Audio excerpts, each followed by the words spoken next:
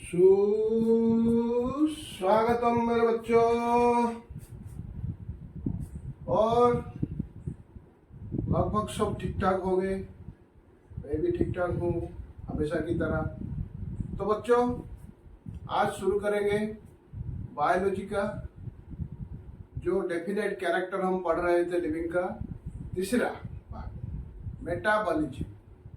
हाँ, तो बहुत सारे तो ऐसे वीडियो तो हो गए, आप लोगों भी शायद देखे होंगे, पढ़े होंगे। लेकिन ये जो वीडियो कर रहा हूँ मैं मेटाबॉलिज्म का, ये एक अनोखा वीडियो है। मैं कर रहा हूँ ऐसे नहीं बोल रहा हूँ, आप लोग मैच कर लीजिएगा किसी के साथ। ये जो पढ़ाऊँगा मैं आप लोगों को वो बहुत काम का चीज़ है, उसे ध्यान से पढ़िए। और नोट्स भी मैं आपको लिखा दूंगा, नोट्स लिख लीजिए, उसको प्रिपेयर होंगे।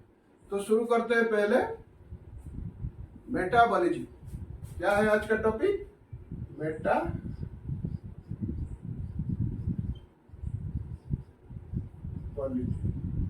अच्छा बच्चों, ये मेटाबॉलिज्म क्या है? मेटाबॉलिज्म क्या है, कहां से आया? एक्चुअली एक ग्रीक वर्ड है,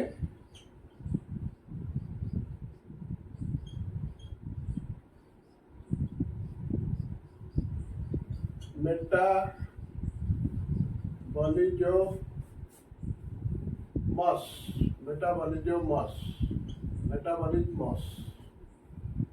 इसमें से मेटा मतलब है चेंज और ओवर, वॉल्यूम्स मतलब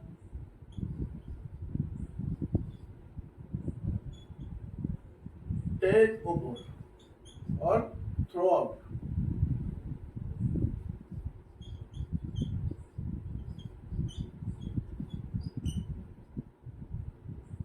हम किसी चीज को यूज करते हैं तो घिस जाता है या पुराना हो जाता है, तो हम लोग क्या करते हैं, उसको टेक ओवर कर देते हैं, मतलब चेंज कर देते हैं, बोलते हैं कि नहीं। और कोई आप है, आप शायद टीम में खेल रहे हैं, तो आप एजेड हो गए, कुछ हो गए, तो आपको एक रिप्लेस करता है कि नहीं। तो उसको भी हम ऐसे ही बात करते हैं कि इसके जगह पर उसे टेक ओवर कर लो, ऐसा होता है कि नहीं। तो मेटाबॉलिज्म का मतलब क्या है? वही ग्रीक वर्ड से ये आया है मेटाबॉलिज्म, जिसका मतलब है चेंज और थ्रो आउट, ओवरथ्रो और टेक ओवर, थ्रो आउट और टेक ओवर। टोटल मतलब हो जाता है टेक ओवर। यहां से ये जो मेटाबॉलिज्म का वर्ड आया है। एक्चुअली मेटाबॉलिज्म है क्या? आप लोग देखिएगा किताब में दिया है कि sum total reactions in a living organisms is known as metabolism. अच्छा बच्चों, ये रिएक्शन कहाँ से होता है? हम लोगों ने फिजिक्स में क्या पढ़ा था जब हम पढ़ रहे थे बेसिक कंसेप्ट ऑफ केमिस्ट्री में? मैंने क्या बताया था आप लोगों को कि मैटर जो है इसका बेसिक यूनिट क्या है? मैटर का बेसिक यूनिट है एटम्स और मॉलिक्यूल्स।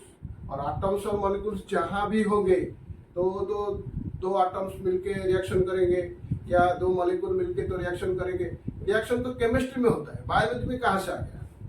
बच्चों रिएक्शन हमेशा होता है, हर जगह पर भी होता है।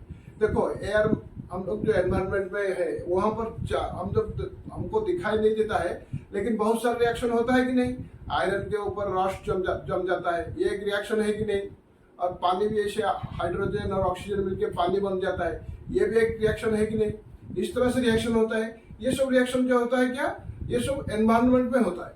लेकिन बॉडी के अंदर जो रिएक्शन होगा, एक लिविंग ऑर्गेनिज्म के अंदर जो रिएक्शन होगा, उसको टोटल जो कंप्लीट रिएक्शन होगा उसको मेटाबॉलिज्म बोलते हैं। इसलिए किताब में दिया गया है sum total reaction of inside living organisms is called metabolism. यह है कि नहीं? वैसे ही होता है मेटाबॉलिज्म। मेटाबॉलिज्म में क्या होता है बच्चों?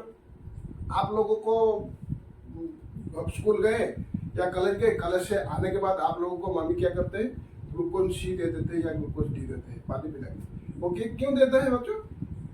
वो देते हैं एनर्जी के लिए। पीने के बाद एनर्जी आने लगे। कहाँ से एनर्जी आएगा बच्चों? ये जाएगा ग्लूकोज अंदर। ग्लूकोज क्या है? एक कॉम्प्लेक्स ऑर्गेनिज्म से, एक क्या है, ऑर्गेनिज्म नहीं है, कॉम्प्लेक्स सब्सटेंस है। वो जाके हमारा बॉडी में टूटेगा, ब्रेकडाउन होगा। तो ब्रेकडाउन होने से क्या होगा? मैंने पढ़ाया था ना, चीजें जोड़ने के लिए हमको एनर्जी चाहिए। दो चीज को जोड़ने के लिए हम एनर्जी देते हैं, लेकिन तोड़ने के लिए क्या है, हमको एनर्जी देना पड़ता है कि नहीं उसको? तो उसमें से एनर्जी निकलता है। हम लोग एनर्जी लगाकर ही तो उसे तोड़ते हैं ना, तो उसमें एनर्जी निकलता है। तो जो ग्लूकोज हमारे अंदर जाके ब्रेकडाउन होता है, टूटता है, उसमें से एनर्जी निकलता है, तो वही एनर्जी हमको मिलता है। ये मेटाबॉलिज्म का प्रोसेस है। इसको हम आज डिटेल से पढ़ेंगे।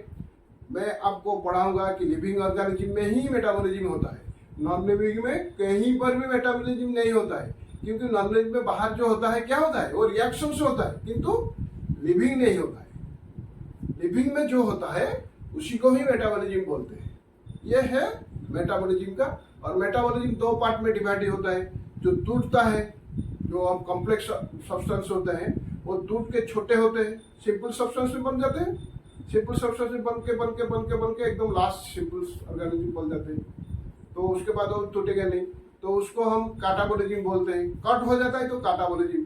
फिर छोटे छोटे चीज जो होते हैं वो जाके मिलके फिर एक बड़ा कॉम्प्लेक्स तैयार करते हैं, इसको एनाबॉलिज्म बोलते हैं। इसको हम डिटेल से पढ़ेंगे, क्योंकि हम लोग जो खाना खाते हैं वो हमारा बॉडी में जाता है। हम लोगों को आंखों के लिए विटामिन ए चाहिए, ब्लड बनाने के लिए विटामिन B12 चाहिए, और मसल्स वगैरह बनाने के लिए कार्बोहाइड्रेट, प्रोटीन्स वगैरह, फैट्स वगैरह सब चाहिए। ये सब कहाँ से आता है? हम जो खाना खाते हैं वो अलग अलग खाते हैं क्या? एक साथ में तो सब में तो होता है ना वो विटामिन, जो खाते हैं वो हमारे अंदर जाके फिर टूटता है। जो जिसको जो पार्ट चाहिए उसी पार्ट को उसको सप्लाई हो जाता है। पता है कि नहीं?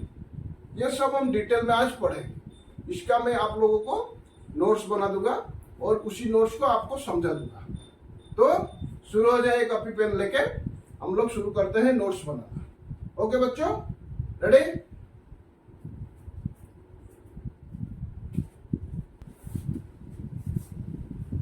देखो क्या लिखा हुआ है। मेटाबॉलिज्म का डेफिनेशन हमने लिख लिया है, उसको समझाते हैं। The sum total of all the chemical reactions occurring in our body is metabolism। ये बच्चों आपका एनसीईआरटी का लाइन है। जितने भी रिएक्शन होते हैं बॉडी के अंदर, वो सब को मिलाकर हम बोलते हैं मेटाबॉलिज्म। हमारे बॉडी के अंदर नहीं है, एवरी लिविंग ऑर्गेनिज्म के अंदर जो होता है वो बैक्टीरिया हो सकता है, ये यानी फंगी हो सकता है, प्लांट हो सकता है, एनिमल हो सकते हैं। जितने भी है जिनके अंदर तो जो केमिकल रिएक्शन होता है इसको मेटाबॉलिज्म बोलते हैं। By this process all living things assimilates energy and use it for various purposes।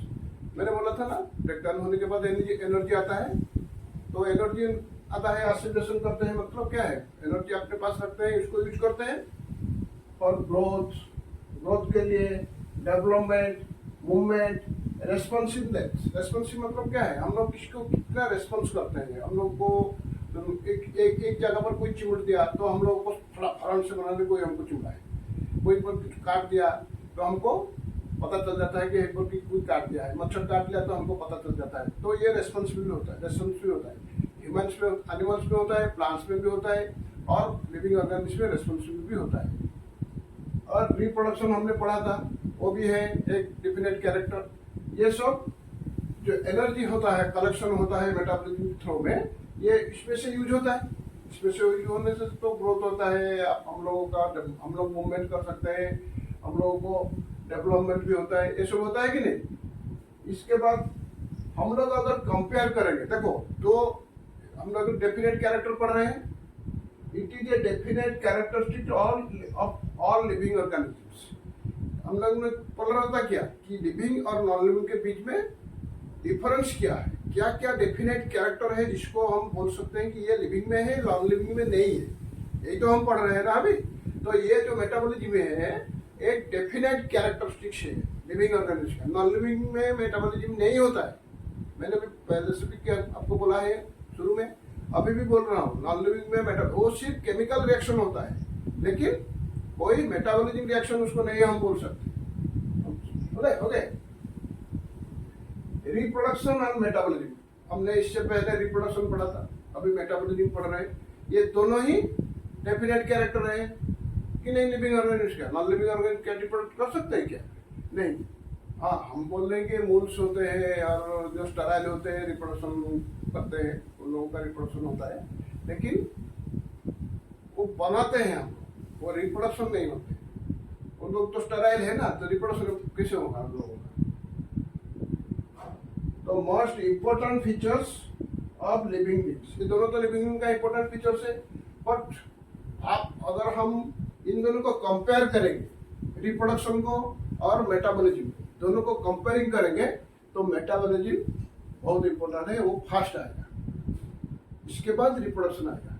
इसीलिए वायरसेस क्या है, वायरसेस भी आर लिविंग की नहीं लिविंग। हम लोग तो अभी पढ़ा कि ऑल लिविंग तो दो रिएक्शन होता है उन लोगों का, तो होता है मेटाबॉल जो एनर्जी स्टोर करने के लिए उन लोगों को जो करते हैं मेटाबॉलिज्म बोलते हैं। लेकिन वायरसेस क्या है, वायरसेस भी रिप्रोडक्शन करता है, 1 से 2 होता है, 2 से 4 होते हैं, रिप्रोडक्शन करते हैं, लिविंग थिंग है, लेकिन उन लोगों का मेटाबॉलिज्म नहीं है। इसलिए अगर हम कंपेयर करेंगे रिप्रोडक्शन और मेटाबॉलिज्म को, तो मेटाबॉलिज्म फास्ट आएगा, इसके बाद आएगा रिप्रोडक्शन। बच्चों ये बहुत इंपॉर्टेंट है, आप लोगों को याद रखना जरूरी है, क्योंकि इसमें से क्वेश्चन फ्रेम हो सकता है। इसीलिए हमने रेड में लिखा है, बहुत important, that's why viruses are not included in living beings. Virus को हम लिविंग बींग नहीं कर सकते हैं, वो रिप्रोडक्शन करते हैं, रिप्रोडक्शन तो डेफिनेट कैरेक्टर है लिविंग का, वो रिप्रोडक्शन करते हैं, लेकिन इसको हम कैलकुलेट कभी भी लिविंग बींग्स बोली लिविंग बींग्स है इसलिए नहीं बोल सकते। समझ में आया इसको? इसका सब स्क्रीनशॉट ले लो। मैं सोचता हूँ कि आप लोगों को समझ में नहीं आया होगा, जिन लोगों को नहीं आया होगा और एक बार देख लो, समझ में आ जाएगा। All living organisms are made up of chemicals, मैंने बताया था, क्योंकि सब लिविंग ऑर्गेनिजम्स तो मैटर से बने हैं ना। हमने क्या बोला पढ़ा था केमिस्ट्री में, everything in this world is made of matter, है नहीं? तो मैटर में तो एटम्स मॉलिक्यूल्स हो गए, तो एक मेड ऑफ केमिकल्स है कि नहीं? All living organisms are made of chemicals. These chemicals may be big और small of sizes, classes and functions. जो केमिकल्स होते हैं, कोई बड़ा होता है, कोई छोटा होता है, कोई डिफरेंट क्लास का भी होता है, उनका फंक्शन भी कुछ अलग होता है। हाइड्रोजन का एक फंक्शन होगा, केमिकल्स से तो एलिमेंट से है वो, और ऑक्सीजन का एक अलग फंक्शन है, अलग क्लास है। इस तरह से जो है केमिकल्स बॉडी के अंदर है, कोई छोटा होगा, कोई बड़ा होगा, और उसका कोई डिफरेंट क्लास का होगा, डिफरेंट फंक्शन का, उसका फंक्शन भी होगा। सब मिलकर फंक्शन कर केमिकल रिएक्शन करेंगे। They are constantly being made and changed into some other biomolecules. Body के अंदर क्या है, जाने के बाद कॉन्स्टेंटली दे बनते हैं और बिगड़ते हैं, बनाए जाते हैं, और कुछ टूटते भी हैं, कुछ नए बनते हैं। तो inside the body that's called other biomolecules. देखो मॉलिक्यूल्स जो हम पढ़े हैं केमिस्ट्री में, मॉलिक्यूल्स होता है, जो बायोलॉजी में आ जाता है, अंदर बॉडी के अंदर आ जाता है, तो उसको हम बायोमॉलिक्यूल्स बोलते हैं। बायोमॉलिक्यूल्स जो भी है बॉडी के अंदर जितने भी जो भी हम चाहिए, जो केमिकल्स हम लोग अंदर हमको चाहिए, विटामिन ए, विटामिन बी, ये सब को हम बायोमॉलिक्यूल्स बोलते हैं। एंजाइम्स, प्रोटीन्स, ये सब बायोमॉलिक्यूल्स है, carbohydrates. Okay, these conversions are chemical reactions और metabolic reactions। ये जो छोटे छोटे मिल के एक बड़ा कॉम्प्लेक्स बनाना, कॉम्प्लेक्स समझते हैं कि नहीं आप? एक दुकान है, आप जाते हैं तो उसको सिर्फ दुकान बोलते हैं, लेकिन अब 50 दुकान है जहाँ जाते हैं तो आप बोल क्या है, मार्केट कॉम्प्लेक्स बोलते हैं कि नहीं? इस तरह से एक छोटा सा मॉलिक्यूल है, उसको हम सिर्फ विटामिन ए बोलेंगे, लेकिन जब विटामिन बी बोलते हैं, हम क्या बोलते हैं, विटामिन बी कॉम्प्लेक्स बोलते हैं, तो बड़ा हो जाता है। तो अलग अलग है, लेकिन बड़ा वही सब मिलके एक बड़ा कॉम्प्लेक्स बना लेते हैं। जैसे ग्लूकोज बनता है, ग्लूकोज को हम तोड़ देंगे तो कार्बोहाइड्रेट्स, वाटर ऐसे बन जाएगा, लेकिन उनको सब जोड़ देंगे तो ग्लूकोज बन जाएगा। इसको हम पढ़ेंगे भी आगे जाके। These conversions are chemical reaction or metabolic reactions. There are thousands of metabolic reactions occurring simultaneously inside our body. हमको पता नहीं है, हमारे बॉडी के अंदर अभी भी चल रहा है. मैं बात कर रहा हूँ, आप लोगों से एनर्जी आता है, कहाँ से आता है? आप लोग पढ़ाई कर रहे हैं, लिखते हैं, तो आप लोगों को एनर्जी आएगा कि नहीं? मेंटली जो आप स्ट्रेन करते हैं, इसकी एनर्जी कहाँ से आता है? वो मेटाबॉलिक रिएक्शन ही होता है अंदर. तो थाउजेंड्स, हम गिनती नहीं कर सकते हैं इसको, वो कोई अभी तक किया भी नहीं है इसको, लेकिन होता है. All unicellular like fungi, micro, जो भी लिविंग ऑर्गेनिज्म है, यूनिसेलुलर हो या मल्टीसेलुलर हो, हमने एग्जाम्पल अपने यहाँ दिया है. All unicellular like fungi, micros मतलब बैक्टीरिया जो होते हैं, और all multicellular like animals, plants exhibit metabolism. उन लोगों को मेटाबॉलिज्म दिखाते हैं. But no non living object activity metabolism, कोई नॉन लिविंग एक्टिविटी का मेटाबॉलिज्म नहीं दिखाता है. इसके बाद ये बच्चों, ये पॉइंट्स ऑफ नोट्स आप स्क्रीनशॉट ले लो, इसको फिर आपने खाता में नोट्स खाता में लिख लेना. इसके बाद हम आएंगे क्लासिफिकेशन ऑफ मेटाबॉलिज्म. हाँ,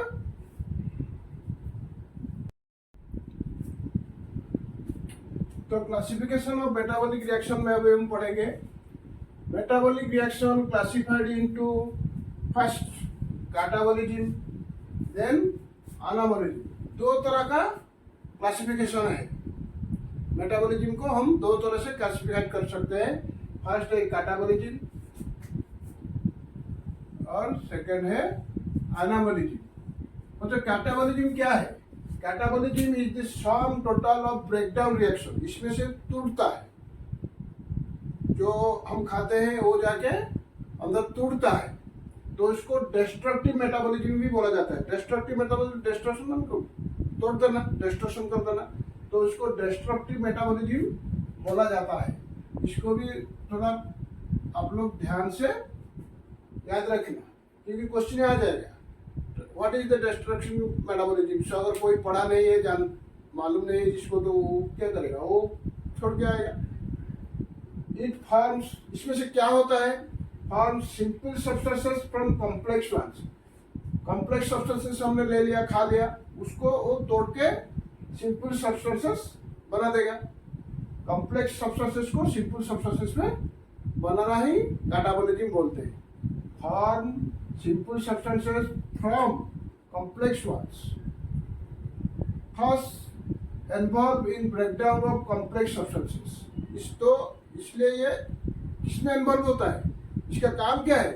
ये कॉम्प्लेक्स सब्सटेंसेस को ब्रेक डाउन करने में इन्वॉल्व होता है. इसका काम ही ऐसा है, इसको हम कैटाबॉलिज्म बोलते हैं. एंड क्या होता है?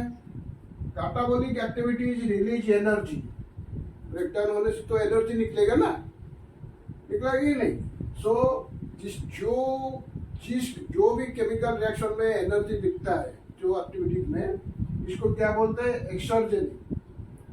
तो इसको दिस फर्स्ट टर्म्ड एज एक्सर्जेनिक. देखो, हम लोग ने केमिस्ट्री में आगे जाके पढ़ेंगे एक्सोजेनिक, एंडोजेनिक, क्योंकि वो बाहर होता है. बॉडी के अंदर जो होता है इसको बोलते हैं एक्सर्जेनिक. बोलते हैं ये एक्स लग गया, exergonic. First termed as catabolic. तो हम क्वेश्चन आएगा, which one is among the exergonic process? तो आप क्या लिखोगे? कैटाबॉलिज्म. देखो, एग्जाम्पल हमने दे दिया, हमने ग्लूकोज ले लिया. ग्लूकोज एक कॉम्प्लेक्स सब्सटेंस है. ग्लूकोज एक कॉम्प्लेक्स सब्सटेंस है.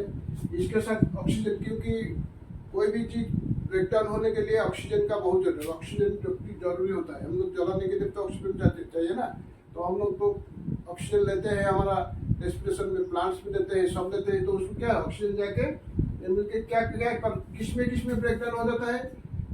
कार्बन डाइऑक्साइड, एक ग्लूकोज लिया, 6 ऑक्सीजन लिया, ऑक्सीजन का मॉलिक्यूल्स लिया, तो कन्वर्ट किस में से हो गया?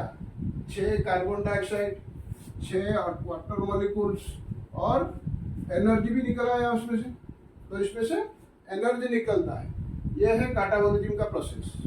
हमने बच्चों ये लिख के आप लोगों को बताया, क्योंकि हम तो आप लोग पर देखे होंगे कि उन लोगों को क्या है, कंप्यूटराइज है, वो तो आ जाता है प्रिंट, वो लोग फौरन बता देते हैं. लेकिन मेरे पास तो नहीं है. मैं सब नोट्स बनाया हूँ, उसको लिख के आप लोगों को समझाता हूँ। मैं इसे सिर्फ बोल के चला जाऊंगा तो आप लोगों को कुछ समझ में नहीं आएगा। तो इसको आप स्क्रीनशॉट ले लो, इसको अपने नोट्स में ले लो, और मैं जो बोल रहा हूँ उसको उसी हिसाब से समझ लेना आप लोगों ने। तो आसान, तो बहुत आसान से लैंग्वेज में मैंने लिखा हूँ, आप लोग को समझ में आएगा। इसके बाद आते हैं एनाबॉलिज्म को। एनाबॉलिज्म क्या है? काटाबॉलिज्म का ऑपोजिट है anabolism. Sum total of building up और कंस्ट्रक्टिव प्रोसेस। ये क्या करता है? बनाता है, इसमें से बनते हैं। Sum total of building up और कंस्ट्रक्टिव प्रोसेस। तो इसको, ये क्या होता था? डिस्ट्रक्टिव, ये कंस्ट्रक्टिव। तो इसको हम बोलेंगे कंस्ट्रक्टिव मेटाबॉलिज्म। ये आ गया। तो एनाबॉलिज्म जो है रिएक्शन है, इसको हम बोलते हैं constructive metabolism. This reaction store energy. इसमें से एनर्जी रिलीज हो जाता था, इसमें से एनर्जी स्टोर होता है, तो हमको ताकत मिलता है। तो एनर्जी जो जिसमें से रिलीज होता है इसको एक्सोजेनिक बोलते हैं, और जिसमें स्टोर होता है इसको एंडोजेनिक। स्टोर होता है तो एंडोजेनिक, रिलीज होता है तो एक्सोजेनिक। समझ में आया? रिएक्शन प्रोड्यूस, रिएक्शन में क्या होता है? Produce complex substances. Complex substances बनाता है simple substances. Building up simple substance को एक एक बाद एक के जोड़ के एक बनाता है, कॉम्प्लेक्स सब्सटेंस बनाता है। Thus evolve in synthesis of complex substances। Synthesis मतलब बनाना है, सिंथेसिस। बायोलॉजी में सिंथेसिस बोलते हैं, केमिस्ट्री में सिंथेसिस बोलते हैं। तो सिंथेसिस ऑफ कॉम्प्लेक्स सब्सटेंसेस। तो एग्जाम्पल क्या है? देखो, 6 कार्बन, 6 ऑक्सीजन मॉलिक्यूल्स हमने ले लिए। सॉरी, ये CO2 होगा, कार्बन डाइऑक्साइड।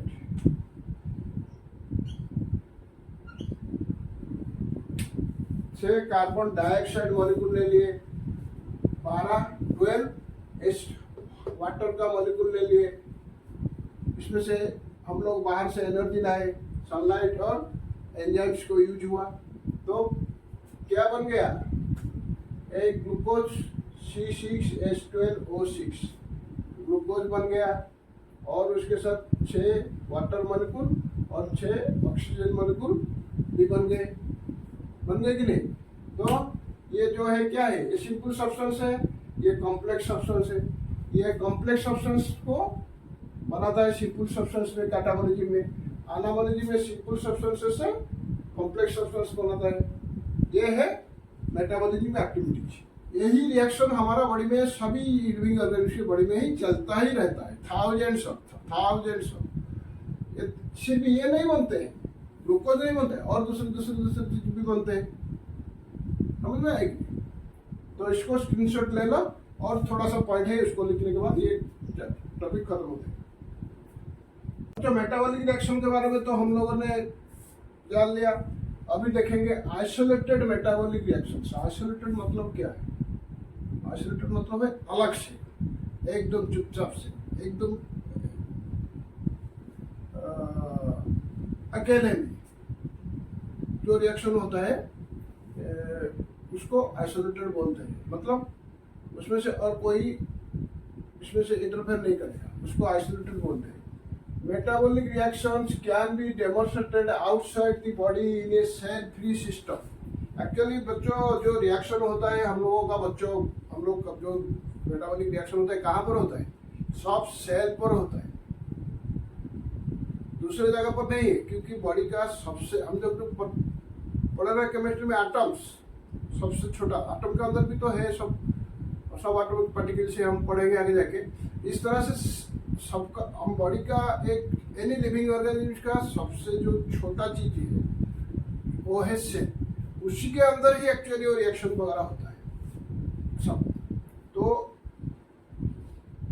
अगर सेल फ्री सिस्टम में जो जहां पर सेल नहीं है उसको सेल फ्री सिस्टम बोलेंगे, उसमें भी हम मेटाबॉलिक रिएक्शन कर सकते हैं। तो सेल कहाँ से आएगा? सिर्फ लिविंग ऑर्गेनिज्म में ही सेल है।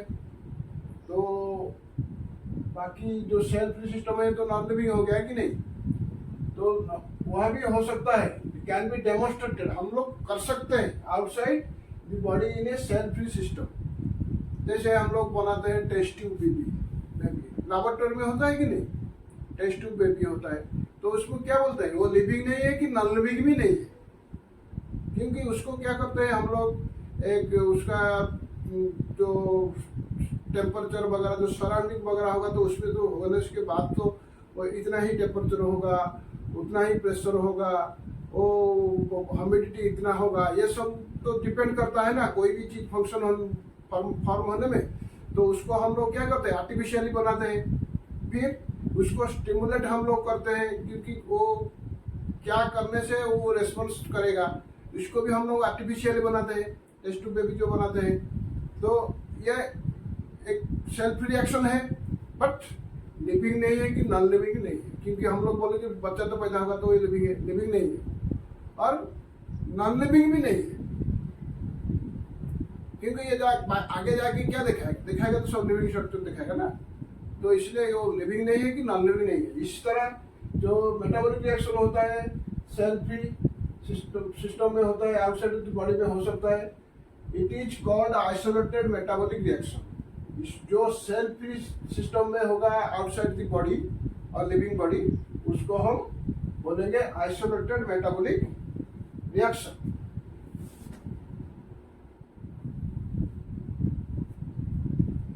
Carried out outside the living system के बाहर आइसोलेटेड मेटाबॉलिक रिएक्शन होता है। Isolated metabolic reactions in vitro मतलब इन लैबोरेटरी, इन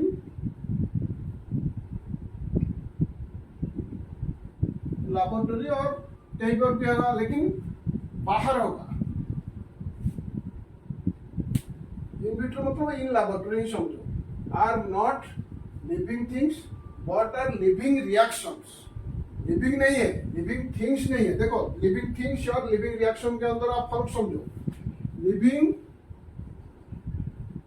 थिंग्स मतलब हम लोग से है जो भी जिसका डेफिनेशन हमने अभी पढ़ रहे हैं कि लिविंग है कि नॉन लिविंग है, वही लिविंग थिंग है। ऑर्गेनिज्म जिसका अंदर ही होगा मेटाबॉलिज्म, बाहर नहीं होगा।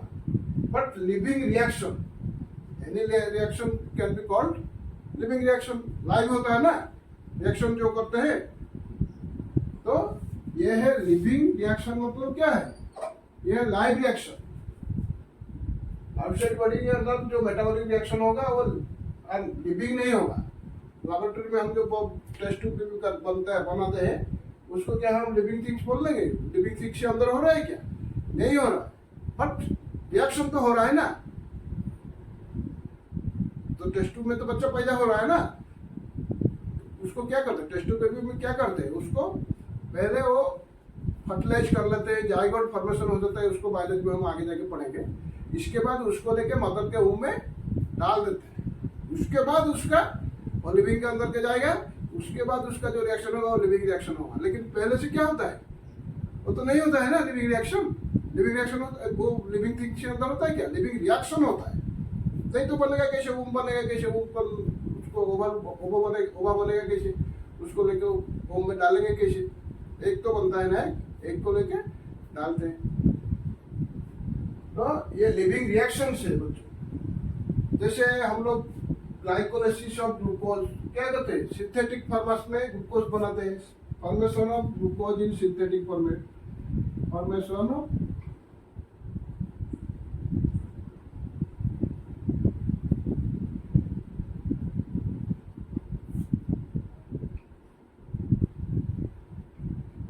हम लोग जो ग्लूकोन सी वगैरह खाते हैं वो क्या है, सिंथेटिक की नहीं, सिंथेटिक वे। ग्लूकोन सी, ग्लूकोज डी वगैरह जो सब मार्केट में मिलता है, जो मेडिसिन वगैरह, वो सब क्या है, सिंथेटिक प्रोसेस में बनते हैं कि नेचुरल प्रोसेस में?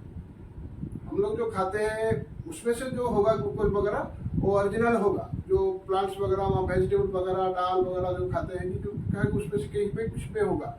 लेकिन अभी जो उसको डाल के घोल के हम पीते हैं ग्लूकोन सी, वो क्या है, वो सिंथेटिक फॉर्म में तैयार होता है। Glycolysis of glucose, synthesis of fatty acids, हम लोग जो वनस्पति घी खाते हैं, रिफाइंड ऑयल खाते हैं, जो सब फैटी एसिड्स वगैरह जो है, जो एसिड्स नहीं है, जो चर्बी जाती है, जो बोलते हैं फैटी एसिड हम बोलते हैं इसको, घी वगैरह जो है हम जो खाते हैं, वो सब क्या है, वो सब सिंथेसिस होता है कि नहीं? इसको लिविंग रिएक्शन बोलते हैं। ये लिविंग प्रोसेस नहीं है, लिविंग थिंग्स नहीं है। Each and every living cell in the world undergo metabolism to survive and grow. जितने भी लिविंग सेल्स है, एवरी लिविंग सेल्स, सेल देखो यहाँ लिखा है, सेल का अंदर होता है एवरी सेल, वो फंगाई हो, बैक्टीरिया हो, उसमें से यूनिसेलुलर मल्टीसेलुलर आता है, सबका अंदर मेटाबॉलिज्म होता है to survive and grow. Metabolism नहीं होगा तो डेथ हो गया। बट इधर देखो, viruses do not show metabolism. Viruses का मेटाबॉलिज्म प्रोसेस करने के लिए उनके पास कोई तरीका नहीं है, क्योंकि उनके पास सेल नहीं है। सेल नहीं होगा तो कहाँ से होगा? ये क्या करते हैं? It generally imposes metabolic changes in target cells. वो लोग क्या करते हैं? लिविंग, वो तो उसका तो रिप्रोडक्शन वगैरह सब होता है, लेकिन वो लिविंग नहीं है। वो लोग क्या करते हैं? जब जाके कोई हॉस्ट सेल, हॉस्ट मतलब क्या है? जिसके शरीर में जाते हैं उसको हॉस्ट बोलते हैं। गेस्ट, गेस्ट हॉस्ट, गेस्ट जाते हैं हॉस्ट के घर को, तो जब जाते हैं उसमें से उसका अंदर तो मेटाबॉलिज्म होता होगा ना, उसी का मेटाबॉलिज्म को वो चेंज कर लेते हैं। समझ में आया बच्चों? ये था मेटाबॉलिज्म का जो कंसेप्ट है, वो आप लोगों को समझ लिया। इसके बाद उसमें से कुछ क्वेश्चन वगैरह है, उसको मैं आपको दे देता हूँ, आप लोग खुद प्रैक्टिस कीजिए।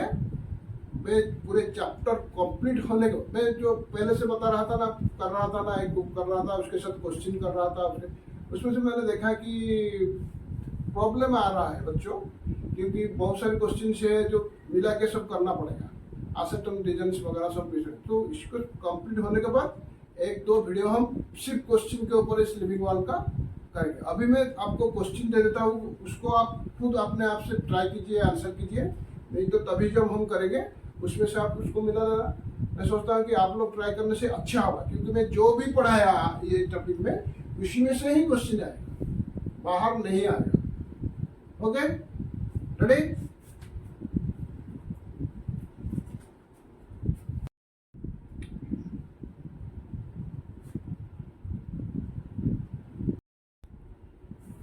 तो बच्चों 10 क्वेश्चन इसमें से हमने अभी आपको दे दिए हैं, आप लोग उसको खुद ट्राई कीजिए। सब तो पढ़ाया हुआ है, आप किताब भी अच्छी तरह से, और तो इसको पढ़ने के बाद किताब भी अच्छी तरह से पढ़ लो, आपको समझ में भी आ जाएगा। तो इस तरह से क्वेश्चन प्रैक्टिस करो। इसके बाद हम सेलुलर ऑर्गेनाइजेशन की तरफ जाएंगे। मैं एक छोटा छोटा वीडियो करूँगा, एक मेटाबॉलिक का हो गया, इसके बाद सेलुलर ऑर्गेनाइजेशन करूँगा, इसके बाद रेस्पॉन्सिवनेस कॉन्शियसनेस का करूँगा।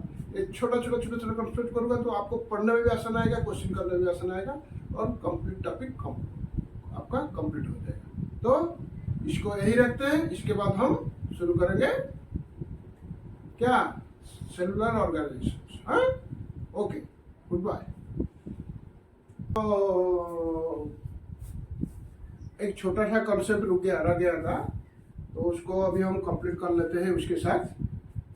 ये सेलुलर ऑर्गेनाइजेशंस छोटा सा कंसेप्ट एकदम है, उसको मैं अलग से वीडियो बनाना चाहता था, लेकिन देखा कि छोटा सा है, तो इसको एक मेटाबॉलिज्म के साथ मर्ज कर देता हूँ। तो आप लोग समझ में लीजिए। सेलुलर, एक्चुअली हमने क्या पढ़ा था बच्चों? कोई भी मेटाबॉलिक रिएक्शन होता है तो किसके अंदर होता है? सेल के अंदर ही होता है। सेल से अंदर होने के बाद उसमें बहुत सारे सेल मिलकर टिश्यू बनाते हैं। फिर टिश्यू बनने के बाद वो क्या सब होता है? ऑर्गन फॉर्मेशन होता है। ऑर्गन फॉर्मेशन होने से बॉडी फॉर्मेशन होता है। इसके बाद उसके लिए ऑर्गेनाइजेशंस बोलते हैं कि नहीं? तो सेलुलर ऑर्गेनाइजेशन क्या है? सेलुलर, सेल में भी ऑर्गेनाइजेशन होता है। सेल कैसे ऑर्गेनाइज है, वो सिर्फ लिविंग ऑर्गेनाइजेशन में ही दिखाई देता है, नॉन लिविंग में नहीं होते। वह भी सेल है, सेल नहीं तो बनते कैसे? मैटर तो एटम है ना, जैसे एटम एक सेल है, इस तरह से तो नॉन लिविंग भी बनते हैं, लेकिन उनके अंदर जो ऑर्गेनाइजेशन है वो किसी में नहीं होता है। तो सेलुलर ऑर्गेनाइजेशन क्या है, इसको हम पढ़ेंगे। इसको क्या है, सेलुलर सेल के अंदर बहुत सारे कंपार्टमेंट होते हैं। जैसे आप लोगों ने 10th क्लास में पढ़े होंगे, माइटोकॉन्ड्रिया होता है, प्लास्टिड होते हैं और साइटोप्लाज्म होते हैं। इस तरह से सब इन सबको ऑर्गेनेल्स बोलते हैं। तो मैं उसका नोट्स भी यहाँ लिख दिया हूँ, उसको मैं आप लोगों को समझा देता हूँ, आप लोग उसको समझ लीजिए। All organisms are composed of one or more sales. हमने यूनिसेलुलर को पढ़ा था, एक सेल होता है यूनि मतलब, और मल्टीसेलुलर में और ज़्यादा सेल होते हैं। तो all organisms are composed of one or more cells. Cells में ही बनाए होते हैं। The cell is the basic unit of life. जैसे एटम्स और molecules are the basic constituents of matter होता है, इस तरह से cell is the basic constitution of और बेसिक यूनिट ऑफ लाइफ हम बोलते हैं। लाइफ मतलब लिविंग ऑर्गेनिज्म का सेल है basic unit. Cellular organisms refers to the components. जो जो कंपोनेंट्स है उसके सेल के अंदर, उसको components of the cell and their arrangement inside it. Cell के अंदर उन लोग इनका अरेंजमेंट कैसे होता है, एक न्यूक्लियस होता है, न्यूक्लियस के ऊपर मेम्ब्रेन होते हैं और साइटोप्लाज्म होता है, माइटोकॉन्ड्रिया होते हैं, प्लास्टिड प्लांट्स का प्लास्टिड होते हैं और बहुत सारे ऑर्गेनाइजेशन होते हैं, उसको हम आगे पढ़ेंगे। मैं सब बोल के आप लोगों को कंफ्यूज करना नहीं चाहता हूँ। तो सेलुलर ऑर्गेनाइजेशन क्या है, जो कंपोनेंट्स सेल के अंदर ऑर्गेनाइज्ड होते हैं और अरेंजमेंट होके ऑर्गेनाइज्ड होके रहते हैं, उसको सेलुलर ऑर्गेनाइजेशन बोला जाता है। Each component present inside a cell is called cell organelles. Each components, mitochondria को एक ऑर्गेनेल बोलेंगे, हम न्यूक्लियस को एक ऑर्गेनेल बोलेंगे, इसके अंदर जो साइटोप्लाज्म है उसको भी हम ऑर्गेनेल्स बोलेंगे। तो each component present inside a cell is called cell organelles which perform specific functions essentials for the cell। सभी का फंक्शंस अलग अलग है। जैसे हमें मॉलिक्यूल्स बायोमॉलिक्यूल्स पढ़ रहे थे, सभी विटामिन ए का एक फंक्शन है, विटामिन बी का एक फंक्शन है। इस तरफ से माइटोकॉन्ड्रिया का फंक्शन अलग होगा, उसके अंदर जो न्यूक्लियस है उसका फंक्शन अलग होगा। हम वहाँ प्रोटीन से, वहाँ डीएनए है, आरएनए है, इन सब का फंक्शंस अलग अलग है। तो each component present inside a cell is called cell organelle, उसको हम सेल ऑर्गेनेल बोलते हैं। और which perform specific functions essentials for the cell। Cell के लिए जो फंक्शन स्पेसिफिक है, सभी का एक एक स्पेसिफिक फंक्शन है, वो सेल के लिए करते हैं। जैसे हमारा बॉडी में क्या है, आंखें का फंक्शन क्या है, देखना, कान का फंक्शन क्या है, सुनना, नाक का फंक्शन है सूंघना। इस तरह से अलग अलग ऑर्गेनल का अलग अलग फंक्शन है सेल के अंदर। Based on the organisations of their cellular structures all living cells can be divided in two types. जो ऑर्गेनाइजेशन होगा ऑर्गेनल्स का, उसका सेलुलर स्ट्रक्चर का, उसके ऊपर हमने लिविंग ऑर्गेनिज्म को टू टाइप्स में डिवाइड किया है। एक है प्रोकैरियोटिक, वन प्रोकैरियोटिक। प्रोकैरियोटिक मतलब बताओ क्या है, प्रेजेंट ऑफ सेल वॉल।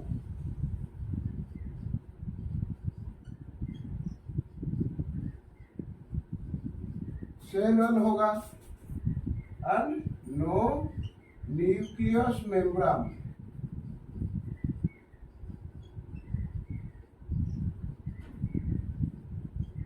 इसका न्यूक्लियस का मेम्ब्रेन नहीं, मेम्ब्रेन मतलब एक कवर होता है उसके न्यूक्लियस के चारों तरफ, ये नहीं सेल वॉल, लेकिन है उनका। सेल के चारों तरफ एक वॉल जैसा है, सेल वॉल है। यूकैरियोटिक का क्या होता है, नो सेल वॉल, उल्टा और क्या, बट प्रेजेंस ऑफ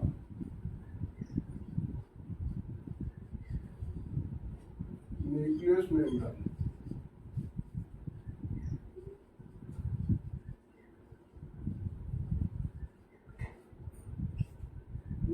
चारों तरफ मेम्ब्रेन होता है।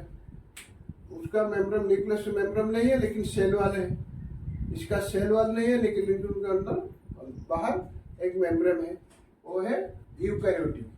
तो सेलुलर स्ट्रक्चर्स जो है इसके ऊपर दो तरीके से डिवाइड किए हैं लिविंग ऑर्गेनिजम्स को, लिविंग सेल को, प्रोकैरियोटिक और यूकैरियोटिक। बैक्टीरिया वगैरह जो है वो सब प्रोकैरियोटिक में जाएंगे। एनिमल्स, प्लांट्स वगैरह जो है, प्लांट का भी सेल वाल है बट वो यूकैरियोटिक में जाएगा। प्रोकैरियोटिक और यूकैरियोटिक।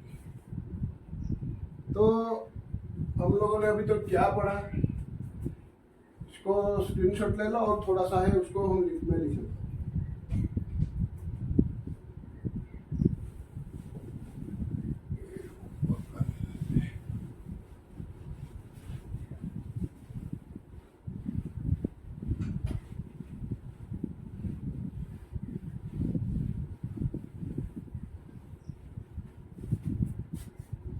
तो सेल का स्ट्रक्चर कैसे होता है? पहले ऑर्गेनेल होते हैं,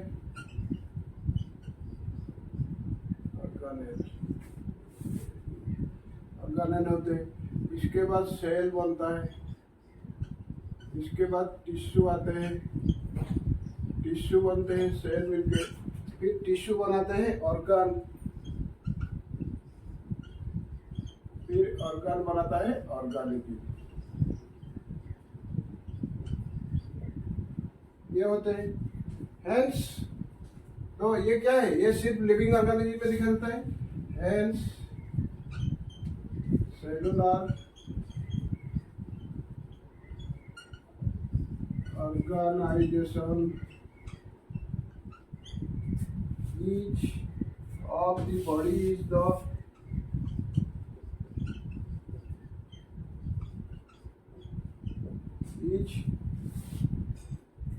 defining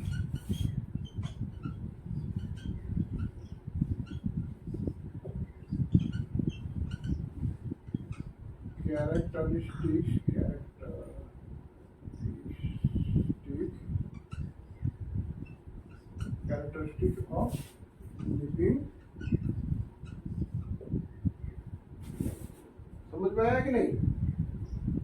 defining characteristic of living और फीचर्स ऑफ लिविंग, ये सेलुलर ऑर्गेनाइजेशन का था। तो इसको हमने सोचा कि यहीं पे ऐड कर लेते हैं, इतना सा छोटा सा टॉपिक है तो इसको लिए एक अलग से वीडियो क्यों बनाए। ओके, इसको नोट्स कर लो।